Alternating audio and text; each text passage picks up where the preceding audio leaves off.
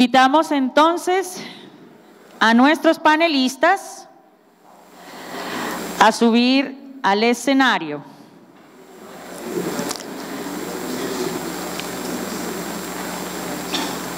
Nos acompañarán hoy Holman Morris, periodista, defensor de derechos humanos, becario Nieman de la Universidad de Harvard. Ha sido ganador de reconocimientos internacionales como el Premio Nuremberg de Derechos Humanos y el Annual Defender Award de Human Rights Watch. Fue gerente de Canal Capital durante la alcaldía de Gustavo Petro. Hoy es concejal de Bogotá por el Movimiento Progresistas y precandidato a la alcaldía de Bogotá.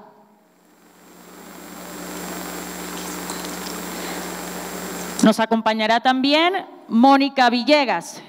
Ella es antropóloga de la Universidad de los Andes, con maestría en Políticas de Desarrollo del Instituto de Estudios de Desarrollo Económico y Social de la Universidad de París y en Geografía y Ordenamiento Territorial y Urbanismo del Instituto de Altos Estudios de América Latina de la Universidad de París.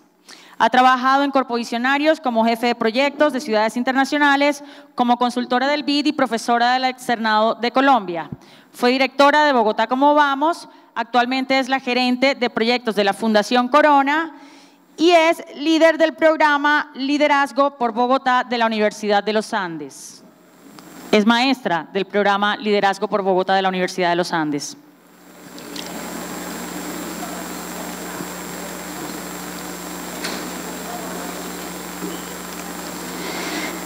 Nos acompaña también Carlos Fernando Galán.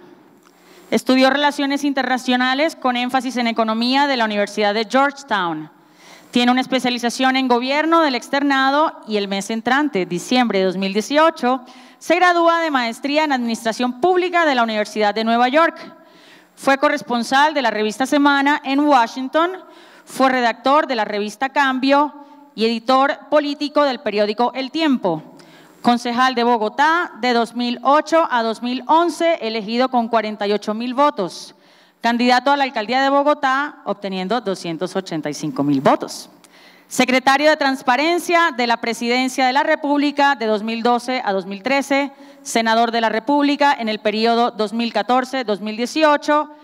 Fue columnista en el periódico El Espectador y actualmente columnista de la revista Semana. Finalmente, tenemos al doctor Juan Carlos Pinzón, presidente de Pro Bogotá Región. Es economista de la Universidad Javeriana, graduado con mención honorífica, donde obtuvo también una maestría en economía. Fue becado por la Escuela de Woodrow Wilson de la Universidad de Princeton, donde se graduó de una segunda maestría de políticas públicas. Pinzón ha tenido varios trabajos en el sector privado y en el sector público ha sido jefe de gabinete y secretario privado del Ministerio de Hacienda, representante de Colombia en el Banco Mundial con el cargo de asesor principal del director ejecutivo, viceministro de Defensa para la Estrategia y Planeación y secretario general de la Presidencia. Entre 2011 y 2015 fue ministro de Defensa Nacional. Entre sus múltiples logros con su equipo se encuentran la disminución de homicidios en el país, el mayor número de golpes en la historia, jefes de grupos criminales en todo el territorio y el fortalecimiento y la modernización de las fuerzas militares y la policía. En 2015 fue nombrado embajador de Colombia ante la Casa Blanca y durante el proceso electoral 2017-2018 participó como candidato a la presidencia de la República y posteriormente como fórmula vicepresidencial. Nuestro panel será moderado por Ernesto Cortés, jefe editor del periódico El Tiempo. Bienvenidos. Muchas gracias. Muchas gracias a todos, muchas gracias a la corporación, a Visionarios por este estudio que es uno de los más esperados cada vez que se produce porque ahonda en unos temas en los que generalmente pocos se ventilan en ese nivel de profundidad que ustedes acaban de ver. Y yo creo que ese es el aporte de este estudio que, como decía Henry, ya completa más de una década y que nos permite entonces ir analizando con mayor precisión lo que nos viene ocurriendo como sociedad, particularmente aquí en Bogotá. Un saludo muy especial a todos los panelistas invitados. Creo que vamos a tener un panel bien interesante por la calidad de cada uno de ellos, por sus posiciones y por su trayectoria, y eso es pues lo que esperamos. Mi única recomendación es que seamos moderados con el tiempo, digo con el tiempo real, no, que sean moderados con el uso del tiempo, porque si me sobran algunos minutos me gustaría saber si alguno de las personas asistentes pueden hacer alguna pregunta a alguno de ellos o pueden plantear alguna inquietud sobre un tema puntual. Para entrar en materia y después de todas las charlas diversas que hemos escuchado en la mañana y esa presentación rápida pero muy contundente que hizo Henry de los resultados de la encuesta, yo les voy a pedir un favor a Mónica, a Holman, a Carlos Fernando y a Juan Carlos, si permiten que los voy a llamar con nombre común y corriente, con todo respeto. Si quisiera que cada uno se tomara máximo 2 minutos, por favor, para que nos haga una reflexión inicial sobre lo que acaban de ver, una reflexión de los resultados y nos digan qué lectura hacen de lo que vieron. Mónica.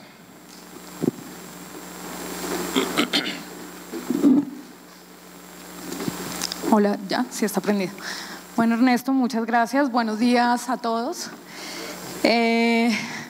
Bueno, yo he estado como pensando, ayer tuve la oportunidad de ver los resultados con el equipo de Corpovisionarios, esta mañana también alcancé a ver un rato, y es decir, coincido mucho con la misma mirada y también desde la experiencia que tenemos de la encuesta de Bogotá Cómo Vamos, que aunque no toca a profundidad estos temas, sí tenemos algunas preguntas en común que nos permiten analizar estas problemáticas. Y es que, por ejemplo, cuando le preguntamos a las personas en la encuesta de Bogotá Cómo Vamos si siente que las cosas en Bogotá van por buen camino, vemos un descenso significativo de ese positivismo. Tenemos que, por ejemplo, en el 2008, para tener básicamente también años de referencia que maneja Corpovisionarios, que casi 7 de cada 10 personas consideran que las cosas iban por buen camino, y ahorita estamos alrededor de 3 de cada 10. Es decir, hemos tenido una baja significativa y un pesimismo generalizado en la ciudad, y lo mismo también con la satisfacción con la ciudad. Tenemos que menos de 5 de 10 personas se sienten satisfechas con Bogotá como una ciudad para vivir.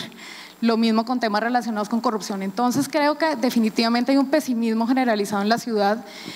Eso se debe a muchas cosas, por supuesto, temas de corrupción que sucedieron, el quiebre de lo de Samuel Moreno, se ve en todas las encuestas que tocan estos temas. Ahí empezamos a ver cómo realmente empiezan a caer temas relacionados con la confianza en las personas, en las instituciones, en fin, la misma confianza en el alcalde termina siendo golpeada en los siguientes alcaldes, y lo importante, y creo que el mensaje es cómo trabajamos una narrativa diferente, porque cuando vemos cifras duras o cuando vemos otros resultados de las encuestas, tanto de Corpovisiones como de Bogotá Cómo Vamos, vemos que las cosas sí van mejorando, y es muy importante porque sí hay esa disonancia entre esa percepción de que las cosas van mal, pero por el otro lado estamos diciendo que muchas cosas van mejorando en la ciudad.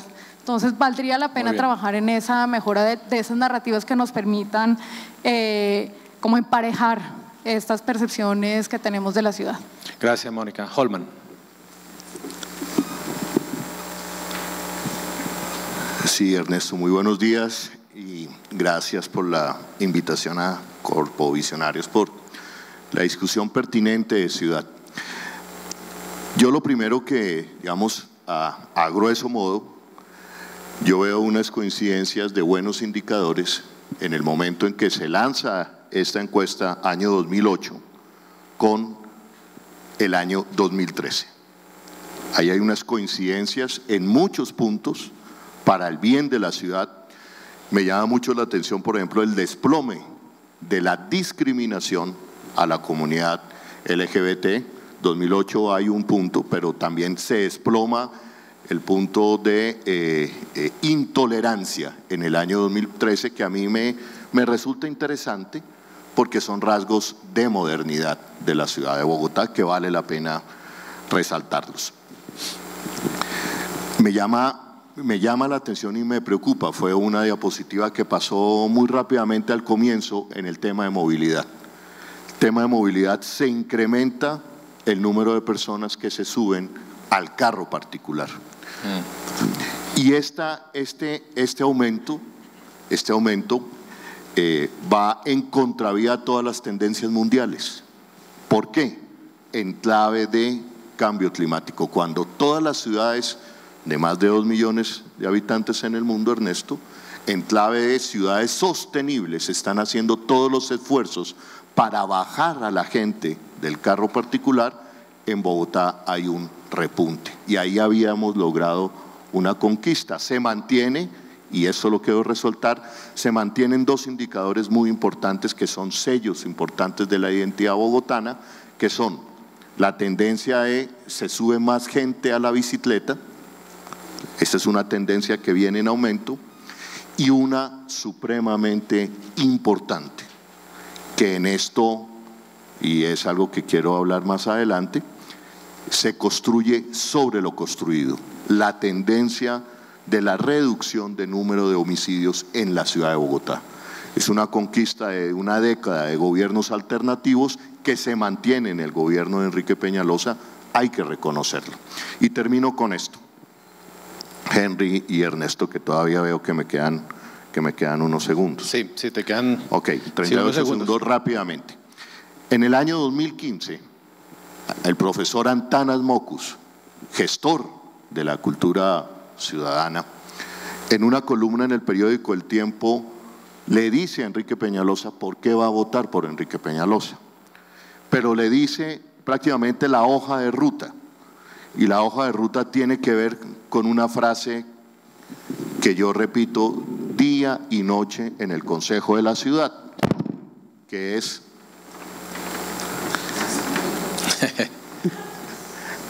una frase que es construir sobre lo construido, y es una máxima que nos enseñó el profesor Antanas Mockus, y dice en el artículo, y termino con esto mi intervención, Ernesto, 2015, un mes antes de llevarse las elecciones a la alcaldía, y dice lo siguiente: somos 3 exalcaldes exitosos que construiremos sobre lo construido en la segunda alcaldía de Peñalosa. La ciudad tiene mucho que aprender de su propia experiencia. Con la ayuda de la ciudadanía podemos traer del pasado lo que más le ha servido a Bogotá, lo que nos une y hace fuerte. Podemos traer del pasado lo que nos une y hace fuertes. Construir sobre lo construido. Y termina diciendo en otro de los párrafos: Bogotá progresó montones y dejó las bases de lo que luego fortalecerían los gobiernos de izquierda en lo social. Y aquí viene una frase que tú pronunciaste, Henry: la justeza en el relato. Y ahí vale la pena hacernos unas preguntas. ¿Hemos hecho un relato justo sobre lo que ha construido Bogotá? Entonces prosigue el profesor Mockus: Bogotá progresó montones y dejó las bases de lo que luego fortalecerían los gobiernos de izquierda en lo social. 2 puntos. El sentido de pertenencia aumentó, la combinación de estatuto orgánico con buena planeación y gestión permitió que la gente asumiera actitudes de respeto por la vida, que se lograra mayor igualdad social, infraestructura para la productividad y desarrollo económico. Los recursos públicos se consideraron y se usaron como sagrados. ¿A qué voy yo? En la justeza del relato, Ernesto, retomando lo que tú acabas de decir hace pocos minutos. Nos dijeron que Bogotá estaba hecha un caos. Nos dijeron que esta ciudad era un caos. Los indicadores, y termino, Ernesto. Está terminando hace 2 minutos. Pero me queda ese tiempo, ¿es correcto? ¿Sí? No. Entonces, no. Los indicadores Este es el tiempo, Holman, este es el tiempo total que nos queda. Los indicadores de construir sobre lo construido, los quiero dejar allí para que ustedes los vean. Pobreza monetaria, pobreza multidimensional, desempleo y uno muy importante, crecimiento de la ciudad. Construir sobre lo construido, que era lo que nos decía el profesor Antanas Mockus, implicaba, a mi manera de ver, seguir por esa senda. Vamos a retomar ese tema más adelante, Holman, porque yo coincido con Henry en que todos los aquí, tanto las personas que me acompañan aquí, como ustedes en la audiencia y como nosotros los medios, tenemos casi que una obligación moral de revisar la narrativa que estamos construyendo de sociedad. Carlos Fernando. Bueno, muy buenos días o tardes ya a todos. Muchas gracias a Corpovisionarios por la invitación. Un saludo al doctor Ernesto Cortés, a mis compañeros de panel, a todos los asistentes en esta mañana. Pues ya han dicho varias cosas mis compañeros, pero yo quiero hacer énfasis en algunos puntos importantes. Uno, Henry mencionaba esa diferencia entre la percepción que tenemos en Bogotá los bogotanos de nosotros versus nuestras actuaciones y del resto del entorno y cómo actúan los demás. Y hace un rato Mónica mencionaba el tema de la percepción, digamos, pesimista que tenemos en Bogotá. Es un tema que yo creo que hay que estudiar porque es muy generalizado en muchos temas. Ayer vi una conferencia de Alejandro Gaviria sobre el sistema de salud. Y Alejandro Gaviria decía, cuando uno le pregunta a la gente si cree que la atención del sistema de salud está mejorando o empeorando, el 80% dice que está empeorando. Y si le pregunta a la gente cuál es su percepción o cuál es su experiencia personal del sistema de salud cuando ha tenido que ser atendido, un 85% dice es buena o muy buena. Es completamente contraria. Entonces, digamos, esa percepción personal que tiene la mayoría de la gente no termina influyendo en la percepción colectiva que tiene la gente de lo que está pasando. Y eso en algunos puntos seguramente se está viendo en esta encuesta. El tema institucional pues es preocupante, obviamente. Henry mencionaba que hubo una caída particularmente más rápida, digamos, de la alcaldía de Samuel Moreno a lo que pasó. O sea, el impacto que tuvo la alcaldía de Samuel Moreno, o por lo menos el escándalo alrededor del caso de corrupción, pues se ve reflejado en esta encuesta y se ve que no ha habido una recuperación. Y yo creo que ahí influye mucho la forma como se ha dado el diálogo político en Bogotá. A mí me preocupa muchísimo cómo hay sectores que consideran, y voy a aterrizarlo con nombres propios, que todo lo que hace Peñalosa es malo y corrupto. Así, tal cual.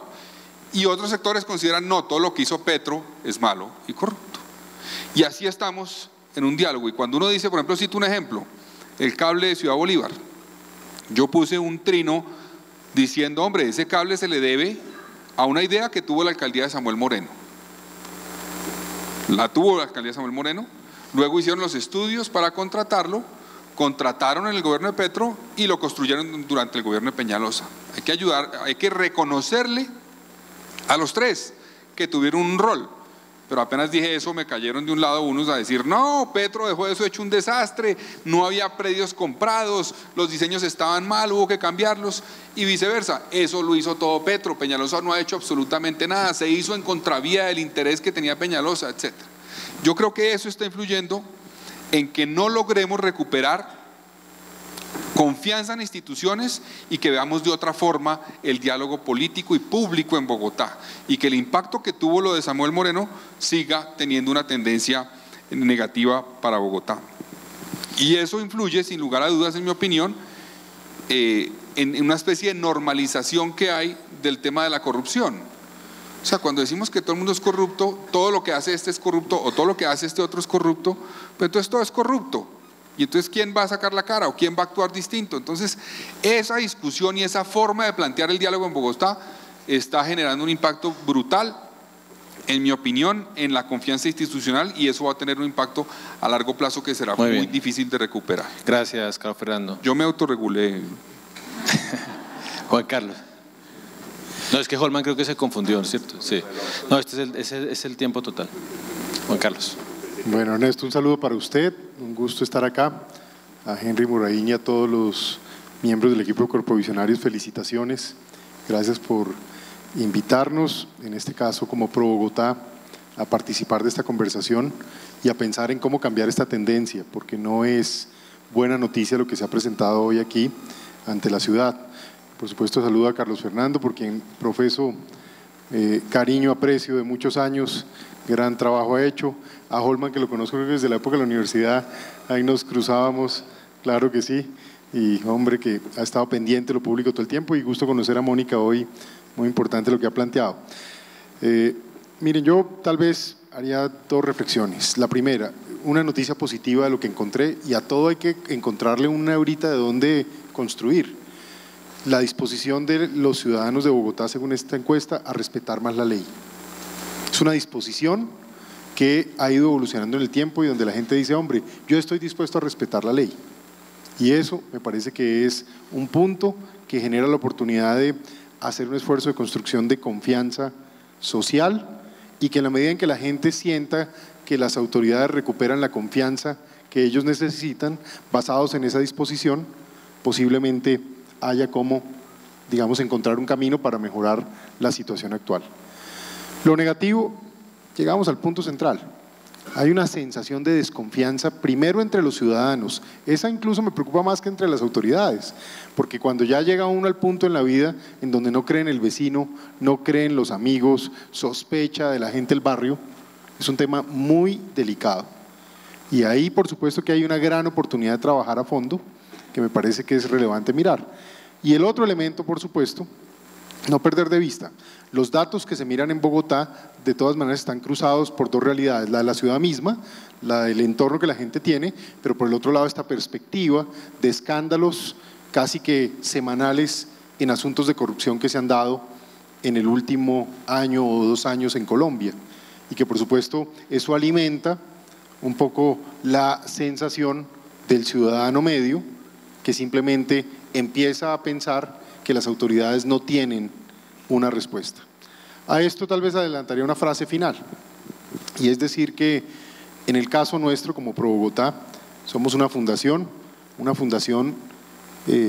constituida por el sector privado, y nuestra finalidad en resumen es trabajar para el bien común de la ciudad. Y aquí hay un tema que definitivamente tendrá que ser un tema de trabajo, independientemente de quiénes sean los gobernantes, independientemente de qué pase en la política. Hay que ayudarle a la política de los próximos años a crear, y esa es una disposición que tenemos desde esta posición del sector privado, a constituir elementos de confianza y a trabajar en un tema de cultura ciudadana. Menciono un punto final. En la encuesta, por ejemplo, hay una percepción muy negativa, Ernesto, de lo que es el sector privado y el empresario. Casi que se concluye algo que es muy grave para una sociedad, y trabajemos todos para cambiar esta sensación. La encuesta dice, en resumen, que para ser exitoso en Bogotá, ergo en Colombia, hay que hacer trampa. Y eso es inaceptable como principio, pero es muy grave que la gente haya llegado prácticamente a esa convicción, que la única manera de reflejar el éxito es que hay un hecho de trampa, que hay un aprovechamiento de la situación. Y ojo, el éxito económico y social es muy importante, y es muy importante para jalonar incluso la buena voluntad y el progreso, y en últimas la generación de equidad social a través de generación de riqueza colectiva. Entonces ahí vamos a tener que trabajar, y lo haremos con mucho gusto. Muchas gracias, Mónica. ¿Qué explicación le da usted después de lo que ha escuchado sobre esa especie de contradicción? ¿Cómo es posible que una sociedad como la nuestra haya mejorado tanto en indicadores de tolerancia, de respeto a la diferencia, de respeto a grupos minoritarios, de respeto a esa diversidad que, como decía Henry, es lo que hace fuerte a una sociedad? ¿Cómo es que todo eso se mejore y cómo es que todo eso no se le reconozca a la institucionalidad? Porque bien que mal es esa institucionalidad lo que llevó a que esos indicadores mejoraran. O sea, fueron las instituciones las que estuvieron prestas, fueron fue la misma dirigencia política la que ha conseguido eso. ¿Cómo es posible que no se le reconozca eso mismo a esa institucionalidad? ¿Tendrá eso que ver, y aquí está el veneno de la pregunta, porque Holman ya lo planteó, tendrá eso que ver con el tema de la polarización política? ¿Será que la polarización política está llegando a tal extremo que está invisibilizando los logros que como un todo hemos conseguido a lo largo de una década?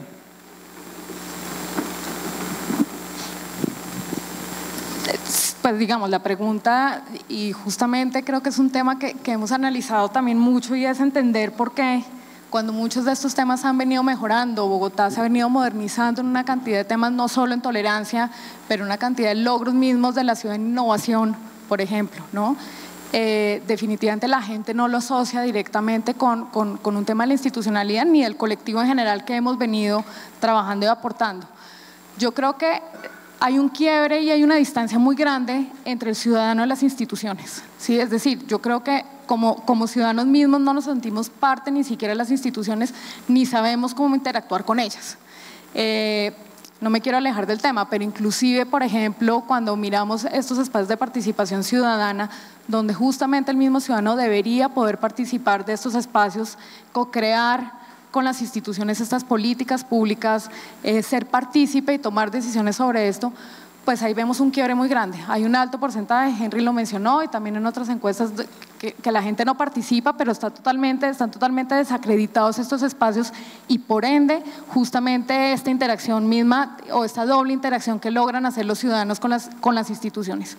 Y ese quiebre y esa percepción de que las cosas pueden ir mejorando, pero no relacionarlo con las instituciones, es porque justamente el ciudadano no se siente con la confianza ni se siente que estos espacios también lo representan y hacen parte de él, ¿sí? Y ahí digamos que también valdría la pena empezar a reflexionar sobre cómo estamos haciendo partícipes a los ciudadanos de estas decisiones, de manera tal que estas percepciones de que las cosas están mejorando las asociemos con las instituciones, pero que nosotros también como ciudadanos hacemos parte de estas decisiones. Entonces, ese quiebre, ¿sí?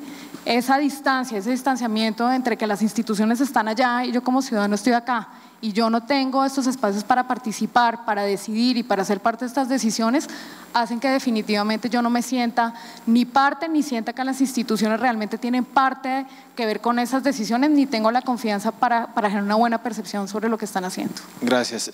La misma pregunta para Holman, pero le quiero agregar esto, Holman. El tema de la participación ciudadana siempre ha sido crítico. Siempre, o sea, hay una, no sé si será responsabilidad de los gobiernos a esa falta de espacios de participación, o por el contrario ha habido espacios de participación, pero simplemente hay como una indiferencia ciudadana a participar de todo lo que le ofrece la ciudad. También por ahí podría estar parte de la respuesta, ¿o usted cómo analiza el tema? Pues bien, yo pediría volver a presentar la diapositiva para responderte. Sin embargo, y Henry de pronto no me deja mentir, sin embargo, en participación ciudadana hay un pico, vuelve un pico 2008-2013. Hay un pico de participación en el 2013. De movilización social también fue importante en el 2013. La pregunta de fondo, Ernesto, es ¿por qué no creemos en la institucionalidad del distrito? ¿Por qué está ese descrédito? Yo vuelvo a la reflexión provocadora que hace Henry. La justicia en el relato. Yo le hago una pregunta al auditorio, se la haría a Corpovisionarios. Estas cifras no son dignas para sentirse una ciudad orgullosa de una senda social donde, digamos, de lo más importante para una sociedad, para mí, digamos, en democracia, es hacer cumplir un Estado social de derecho que tiene que ver con superar erradicación de la pobreza. Entonces, para el año 2012, recibimos la pobreza monetaria en 11.60, la bajamos a 10.40. Es histórico esta reducción de pobreza monetaria. Pregunto al auditorio, ¿no es para sentirse orgulloso una ciudad, una reducción monetaria de este tamaño? Se incrementa en el 2017. Pobreza multidimensional se recibe en el 11.9 en el 2011, se reduce a 4.7 en el 2015. No era para sentirse orgulloso esta ciudad de esos indicadores, pero ¿cuál fue el relato? Y aquí vuelvo al punto. El relato era que estábamos en el caos y no había gerente y había que conseguir un gerente. La reflexión para todos, aquí no es decir somos buenos, ustedes son buenos, nosotros malos, no. ¿Esto le hizo o no le hizo daño a Bogotá?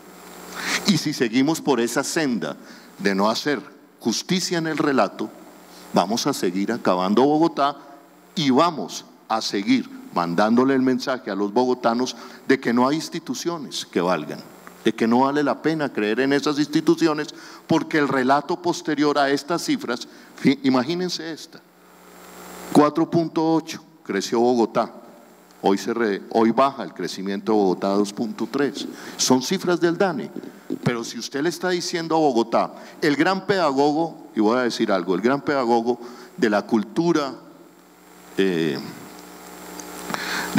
ciudadana termina siendo las autoridades, el alcalde.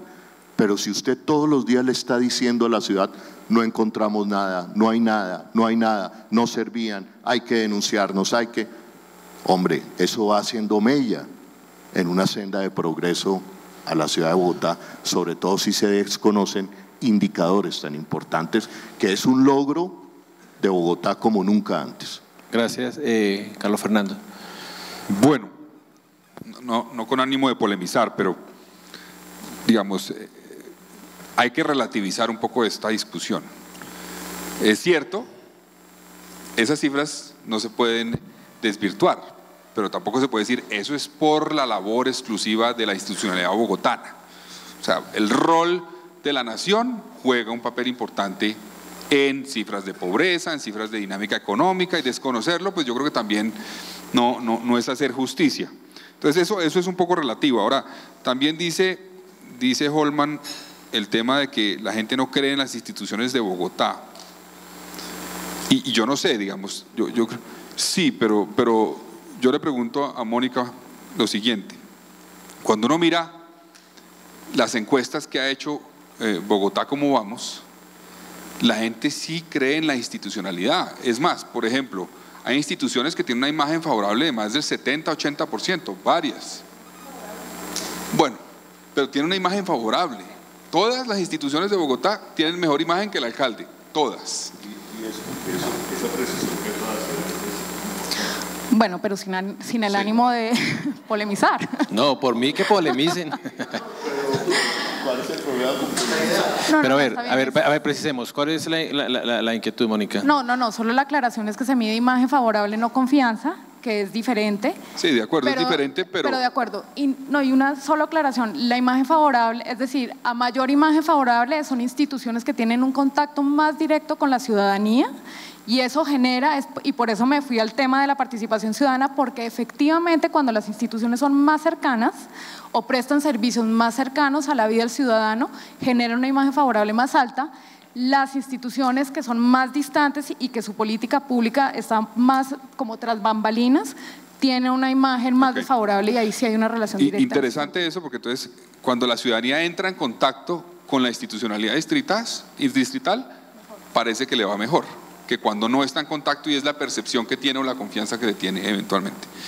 Y otro tema que yo quería profundizar, que creo que impacta en esto, es, digamos, ahí vimos resultados del tema de participación, y hemos hablado del tema de participación ciudadana en los mecanismos de participación que tenemos un poco en el imaginario más comunes, pero yo creo que es importante ver un punto crítico en Bogotá, en el país, pero en Bogotá en particular, y es, uno habla con la gente de las juntas de acción comunal, los líderes, y dicen que la participación en juntas ha caído dramáticamente. Y eso, sin lugar a dudas, tiene un impacto muy grande en todo lo que estamos viendo de esta encuesta, porque, digamos, la falta de participación en temas que tienen que ver con su comunidad, con su barrio, con su localidad, con su sector, con su colegio, con diferentes, digamos, temas, sectores, ambientes, entornos. Cuando se participa menos, pues eventualmente los conflictos no se resuelven como se podrían resolverse.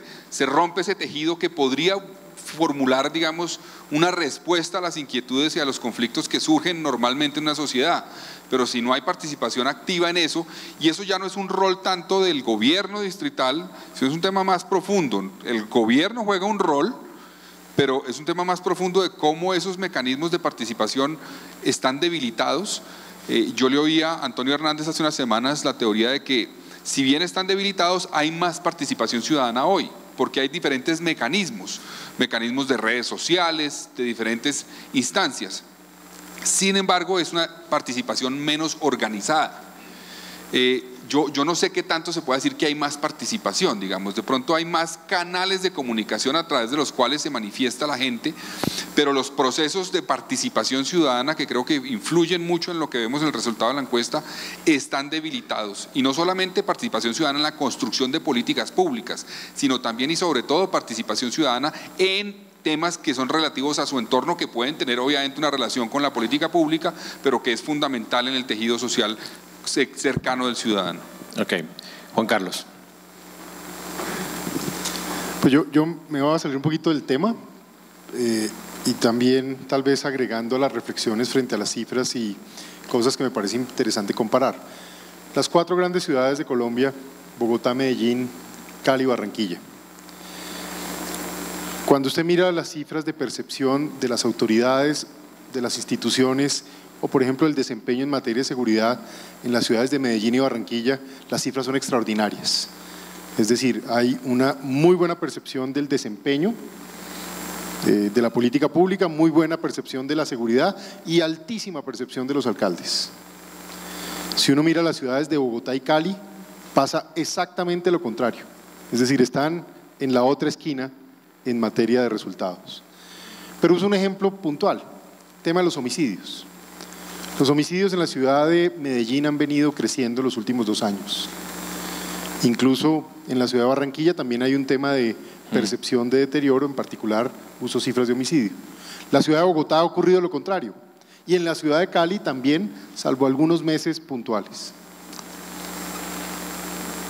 Si al ciudadano salen y le preguntan qué piensa, en las ciudades de Cali, de Medellín y Barranquilla hay una opinión muy fuerte y positiva sobre el resultado. En las ciudades de Bogotá y Cali, a pesar de la mejora, se piensa todo lo contrario. Hago esta reflexión porque aquí hay cosas que tenemos que mirar.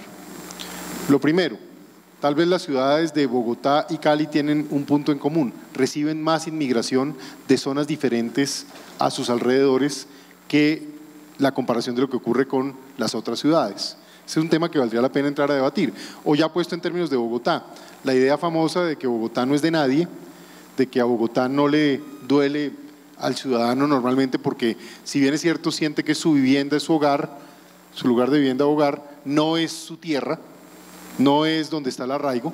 Incluso los que somos, como la mayoría de bogotanos, de segundas, terceras o cuartas generaciones, uno aún cuando piensa en la tierra, se devuelve y mira la tierra de los ancestros, no necesariamente al arraigo local.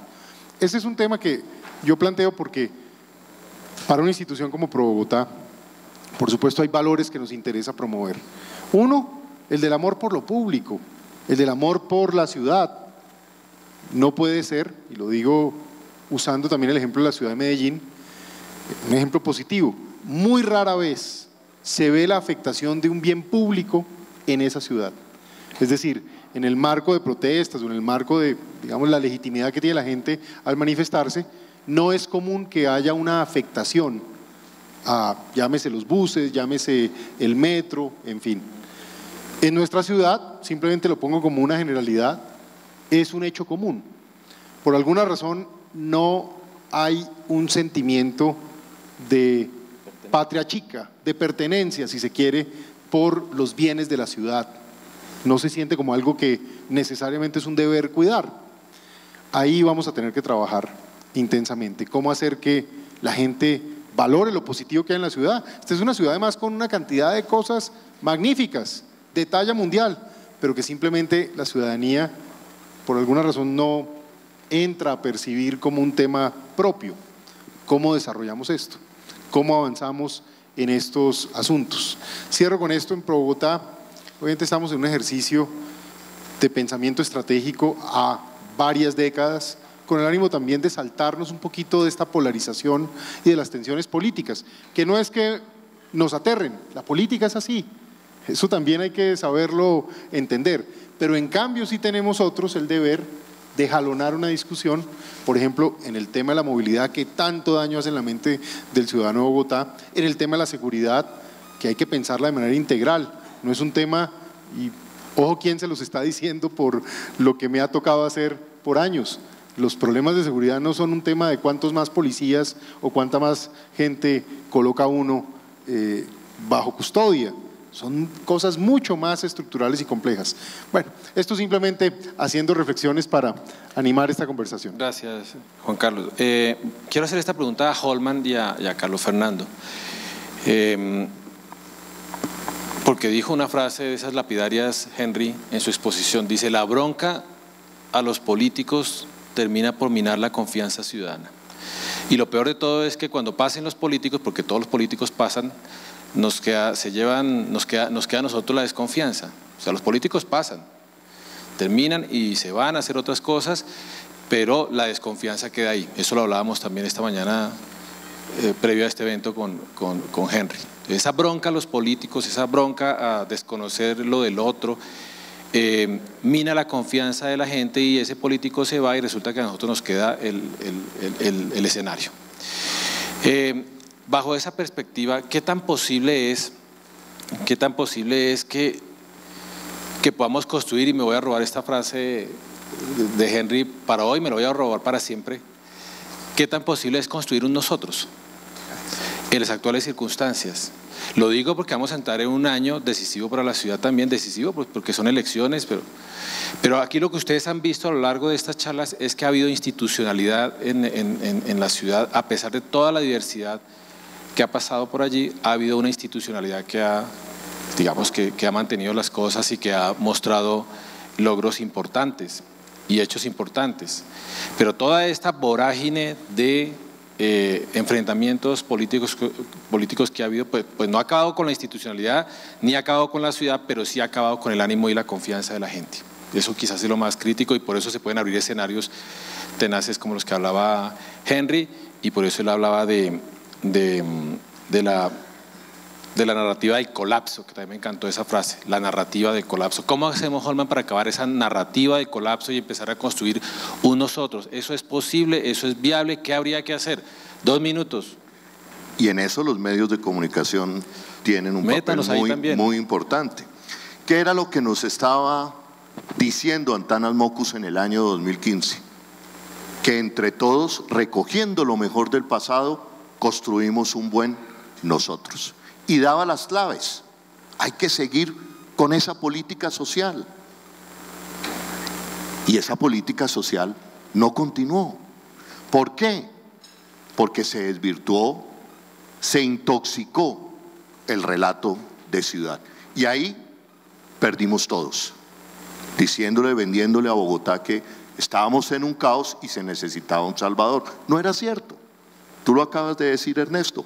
Bogotá en la última década ha sido de las ciudades la que más avanza en Colombia, pero en política social la de mostrar en América Latina. Y eso se detuvo. 1. Entonces, para responderte concretamente, volvamos a construir sobre lo construido. Creo que una década de gobiernos alternativos le ha dejado a Bogotá una política, una senda de política social que hay que recuperar, Carlos Fernando. 1. 2.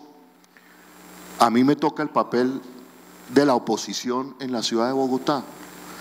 Trato de hacerlo con el mayor respeto, con la mayor dignidad, pero no se puede construir un nosotros, Ernesto, cuando la oposición es graduada de enemiga del desarrollo.